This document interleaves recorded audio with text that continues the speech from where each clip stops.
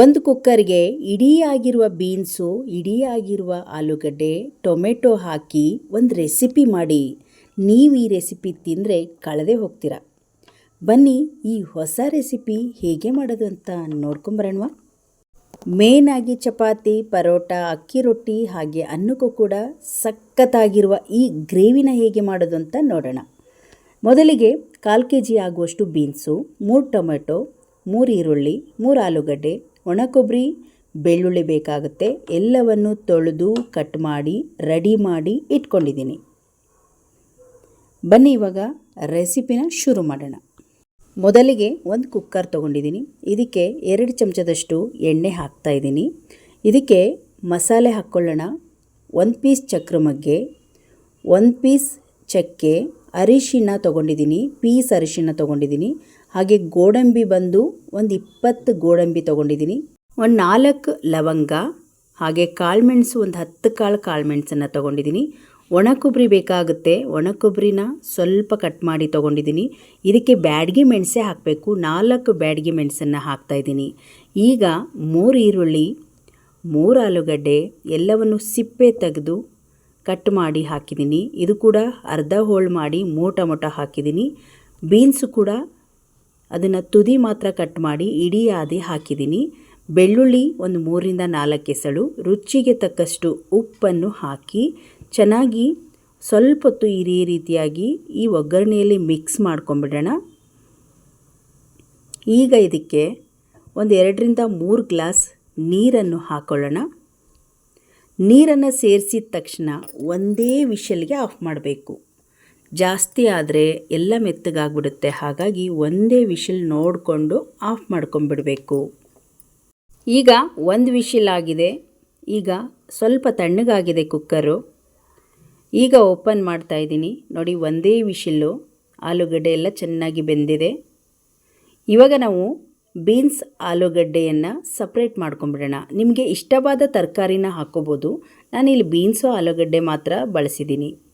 ನಾವು ಹಾಕಿರುವ ಮಸಾಲ, ಕೊಬ್ಬರಿ, ಈರುಳ್ಳಿ, ಟೊಮೆಟೊ ಅಷ್ಟನ್ನು ತಗೊಂಡು ಬೀನ್ಸು ಆಲೂಗಡ್ಡೆ ಸಪ್ರೇಟಾಗಿಟ್ಟು ಇದನ್ನು ಪೇಸ್ಟ್ ಮಾಡ್ಕೊಂಬಂದಿದ್ದೀನಿ. ನೋಡಿ, ಈಗ ಮಸಾಲ ರೆಡಿ ಆಯಿತು. ಈ ಮಸಾಲ ರೆಡಿ ಮಾಡ್ಕೊಳ್ಳೋದಂತೂ ತುಂಬ ಸುಲಭದ ಕೆಲಸ. ಯಾಕಂದರೆ ಕುಕ್ಕರಲ್ಲಿ ವಿಷಲ್ ಆದರೆ ಎಲ್ಲ ರೆಡಿಯಾಗಿರುತ್ತೆ. ಸಪ್ರೇಟ್ ಮಾಡಿಕೊಂಡು ರುಬ್ಬಿಟ್ಕೊಂಡ್ರೆ ಆಗೋಯ್ತು. ಈಗ ಆಲೂಗಡ್ಡೆ ಮತ್ತು ಬೀನ್ಸನ್ನು ಕಟ್ ಮಾಡ್ಕೊಳ್ಳೋಣ. ಇದಕ್ಕೆ ಬೇಕಿದ್ರೆ ಕ್ಯಾರೆಟ್, ಬೇಕಾಗಿರುವ ತರಕಾರಿಯನ್ನು ಹಾಕಿ ಬೇಯಿಸ್ಕೊಳ್ಬೋದು. ನಾನಿಲ್ಲಿ ಬೀನ್ಸು ಆಲೂಗಡ್ಡೆ ಮಾತ್ರ ತೊಗೊಂಡಿದ್ದೀನಿ. ಇದನ್ನು ಈ ರೀತಿ ಸಣ್ಣ ಸಣ್ಣದಾಗಿ ಪೀಸ್ ಮಾಡಿ ಈ ರೀತಿ ಪಕ್ಕದಲ್ಲಿ ಎತ್ತಿಟ್ಕೊಂಬಿಡೋಣ. ನೋಡಿ, ಒಂದೇ ವಿಷಲ್ ಹಾಕಿದ್ರೂ ಆಲೂಗಡ್ಡೆ ಎಷ್ಟು ಚೆನ್ನಾಗಿ ಬೆಂದಿದೆ. ಬೀನ್ಸನ್ನು ಅದೇ ರೀತಿಯಾಗಿ ಕಟ್ ಮಾಡ್ಕೊಂಬಿಡೋಣ. ಅದು ಪಕ್ಕದಲ್ಲಿ ಇಟ್ಕೊಂಡು ಈಗ ನೋಡಿ ಬೀನ್ಸನ್ನು ಕೂಡ ಇದೇ ರೀತಿಯಾಗಿ ಉದ್ದಕ್ಕೆ ಕಟ್ ಮಾಡ್ಕೊಳ್ತಾ ಇದ್ದೀನಿ. ಈಗ ಎಲ್ಲವನ್ನು ಒಂದು ತಟ್ಟೆಗೆ ಹಾಕಿಟ್ಕೊಂಡು ಒಂದು ಒಗ್ಗರಣೆ ಮಾಡ್ಕೊಳ್ಳೋಣ ಸಿಂಪಲ್ಲಾಗಿ. ಅದಕ್ಕೆ ಈರುಳ್ಳಿ ಬೇಕಾಗುತ್ತೆ. ಯಾಕಂದರೆ ನಾವು ಮೊದಲೇ ಎಲ್ಲ ಹಾಕಿರೋದ್ರಿಂದ ಬರೀ 1-2 ಸಣ್ಣದಾಗಿ ಕಟ್ ಮಾಡಿರುವ ಈರುಳ್ಳಿ ಮಾತ್ರ ತೊಗೊಂಡಿದ್ದೀನಿ.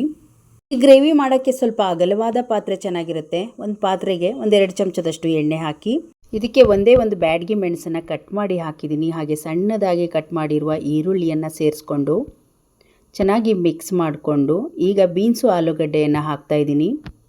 ಈ ಗ್ರೇವಿ ಮಾಮೂಲಿ ಥರ ಇರೋದಿಲ್ಲ. ಯಾಕಂದರೆ ಮಾಡುವ ವಿಧಾನವೂ ಡಿಫ್ರೆಂಟ್ ಆಗಿದೆ, ಹಾಗೆ ರುಚಿ ಕೂಡ ಡಿಫ್ರೆಂಟ್ ಆಗಿರುತ್ತೆ. ಈಗ ನೋಡಿ, ಸ್ವಲ್ಪ ಹೊತ್ತು ಇದೇ ರೀತಿಯಾಗಿ ಚೆನ್ನಾಗಿ ಮಿಕ್ಸ್ ಮಾಡಿಕೊಂಡು, ಯಾಕಂದರೆ ಬೀನ್ಸ್ ಆಲೂಗಡ್ಡೆ ಎಲ್ಲ ಚೆನ್ನಾಗಿ ಬೆಂದಿದೆ. ಈಗ ರುಬ್ಬಿರುವ ಮಸಾಲೆಯನ್ನು ಸೇರಿಸ್ಕೊಂಬಿಡೋಣ. ಬ್ಯಾಡಗಿ ಮೆಣಸು ಹಾಕಿರೋದ್ರಿಂದ ಮಸಾಲೆ ಕಲರು ಚೆನ್ನಾಗಿದೆ, ಹಾಗೆ ತಿಕ್ನೆಸ್ ಸಖತ್ತಾಗಿ ಕೊಟ್ಟಿದೆ ಗೋಡಂಬಿ ಹಾಕಿರೋದ್ರಿಂದ. ಆಲೂಗಡ್ಡೆ ಬೀನ್ಸ್ ಬೇಯಿಸುವಾಗ ಸ್ವಲ್ಪ ನೀರು ಮಿಕ್ಕಿತ್ತು. ಅದೇ ನೀರನ್ನು ಜಾರಿಗೆ ಹಾಕಿ ಆ ನೀರನ್ನು ಮಾತ್ರ ನಾನು ಮಿಕ್ಸ್ ಮಾಡ್ಕೊಳ್ತಾ ಇದ್ದೀನಿ. ನೋಡಿ, ಇವಾಗ ಇಷ್ಟು ತಿಕ್ನೆಸ್ ಆದರೆ ಸಾಕಾಗುತ್ತೆ. ನಿಮಗೆ ಏನಾದರೂ ಚಪಾತಿ, ಪರೋಟಾಗೆ ಏನಾದರೂ ಬೇಕಂದರೆ ಇನ್ನೂ ಗಟ್ಟಿಯಾಗಿ ಮಾಡ್ಕೊಳ್ಬೋದು. ನಾನು ಅನ್ನದ ಜೊತೆ ಆಗಿರೋದ್ರಿಂದ ಇಷ್ಟು ಸಾಕಾಗುತ್ತೆ. ರುಚಿಗೆ ಉಪ್ಪನ್ನು ನೋಡಿಕೊಂಡು ಮತ್ತೆ ಹಾಕ್ಕೊಳ್ಳಿ ಸ್ವಲ್ಪ. ಈಗ ಇದನ್ನು ಒಂದು ರೌಂಡ್ ಚೆನ್ನಾಗಿ ಕುದಿಸ್ಕೊಂಬರೋಣ. ಇದರ ರುಚಿನೇ ಬೇರೆ ಲೆವೆಲ್ ಆಗಿರುತ್ತೆ. ಯಾಕಂದರೆ ನಾರ್ಮಲ್ ಆಗಿರುವ ಗ್ರೇವಿ ರುಚಿ ಇರೋದಿಲ್ಲ, ಸಖತ್ ರುಚಿ ಇರುತ್ತೆ. ಮಾಡುವ ವಿಧಾನ ಕೂಡ ಅಷ್ಟೇ ಡಿಫ್ರೆಂಟ್ ಆಗಿತ್ತು. ಈಗ ನೋಡಿ, ತಿಕ್ನೆಸ್ ಬಂದಿದೆ ಸ್ವಲ್ಪ. ಗ್ರೇವಿ ಈಗ ರೆಡಿ ಆಯಿತು. ಆಲೂಗಡ್ಡೆ ಬೀನ್ಸ್ ಮಾತ್ರ ಬಳಸಿದ್ದೀನಿ. ನಿಮಗೆ ಬೇಕಾಗಿರುವ ತರಕಾರಿ ಅಂದರೆ ಕ್ಯಾರೆಟ್ ಕೂಡ ಬಳಸ್ಬೋದು ಇದಕ್ಕೆ.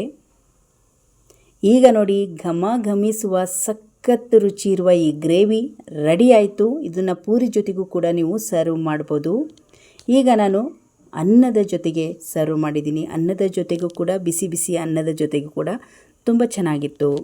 ಈಗ ನಾನು ತಟ್ಟೆಗೆ ಅನ್ನವನ್ನು ಬಡಿಸ್ಕೊಳ್ತಾ ಇದ್ದೀನಿ. ಇದರ ಜೊತೆಗೆ ಹುಳಿ ಮೆಣಸಿನಕಾಯಿ ಅಥವಾ ಹಪ್ಪಳ, ಉಪ್ಪಿನಕಾಯಿ ಇದ್ದರೆ ಸಾಕಾಗುತ್ತೆ. ನಾನು ಹುಳಿ ಮೆಣಸಿನಕಾಯಿ ಕರೆದಿದ್ದೆ, ಹಾಗೆ ಹಪ್ಪಳ ಸಂಡಿಗೆನೂ ಕೂಡ ಕರೆದಿದ್ದೆ.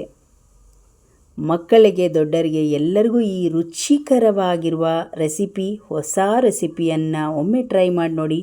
ನಿಮ್ಮ ಮನೆಯಲ್ಲಿ ಎಲ್ಲರಿಗೂ ಕೂಡ ಇಷ್ಟ ಆಗುತ್ತೆ. ಡಿಫ್ರೆಂಟ್ ವಿಧಾನ ಇದು. ಇವತ್ತಿನ ಸಿಂಪಲ್ ಆಗಿರುವ ಈ ತರಕಾರಿ ರೆಸಿಪಿ ನಿಮಗೆ ಇಷ್ಟ ಆದರೆ ಒಂದು ಲೈಕ್ ಮಾಡಿ, ಈ ವಿಡಿಯೋವನ್ನು ಶೇರ್ ಮಾಡಿ.